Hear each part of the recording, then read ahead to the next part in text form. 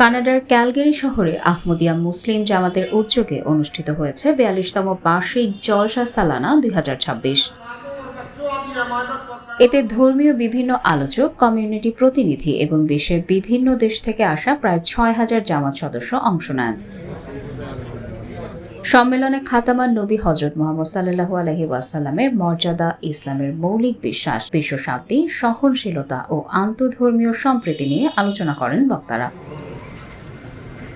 আয়োজকেরা জানান, আধ্যাত্মিক উন্নতি, ইসলামের শিক্ষা ও মূল্যবোধ তুলে ধরা এবং বিভিন্ন ধর্ম ও বিশ্বাসের মানুষের মধ্যে সৌহার্দ্য বাড়ানোই ছিল সম্মেলনের মূল উদ্দেশ্য।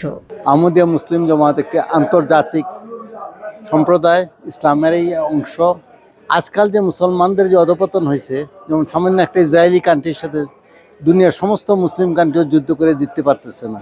দেখেন, ইসরায়েলি সৈন্য ইউনাইটেড আরব আমিরাতে নিছে তাদেরকে প্রোটেকশন দেওয়ার জন্য। কত লজ্জাজনক ব্যাপার। এগুলি থেকে উদ্ধারের জন্য আল্লাহ তাআলা আখেরি জামানা ইমাম মাহদী আলাইহিস সালামকে পাঠাইছেন একটা আধ্যাত্মিক লিডারশিপের জন্য, এবং এই লিডারশিপ যতদিন পর্যন্ত প্রতিষ্ঠিত না হবে ততদিন পর্যন্তই মুসলিমরা লাঞ্ছিত হচ্ছে। এখন আমাদের যেটা দায়িত্ব, সকলে আল্লাহ তাআলার প্রেরিত যে নেতা তাকে গ্রহণ করা, তার ভিতরেই ইসলামের বিজয় এবং বিশ্ব শান্তি সম্ভব। প্রায় ৬,০০০-এর মতো লোক এই অনুষ্ঠানে পার্টিসিপেট করেছে।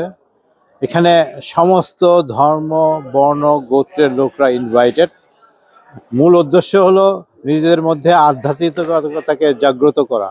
মানুষের যে ডান চোখ অন্ধ হয়ে গেছে, মানুষ যে দুনিয়ার প্রতি আকৃষ্ট হয়ে গেছে, সেই জিনিসটাকে নিভিয়ে ধর্মের দিকে আকর্ষণ করে আল্লাহর সাথে মানুষের সম্পর্ককে সুদৃঢ় করা এবং মানুষের সেবায় আল্লাহ তাআলার দেওয়া শক্তিকে বিনিয়োগ করার জন্যই এই ধর্মের এই যে অ্যানুয়াল গ্যাদারিং, এটার উদ্দেশ্য। পাশাপাশি ধর্মীয় বিভিন্ন বিষয়ে প্রশ্নোত্তর পর্বেরও আয়োজন করা হয়।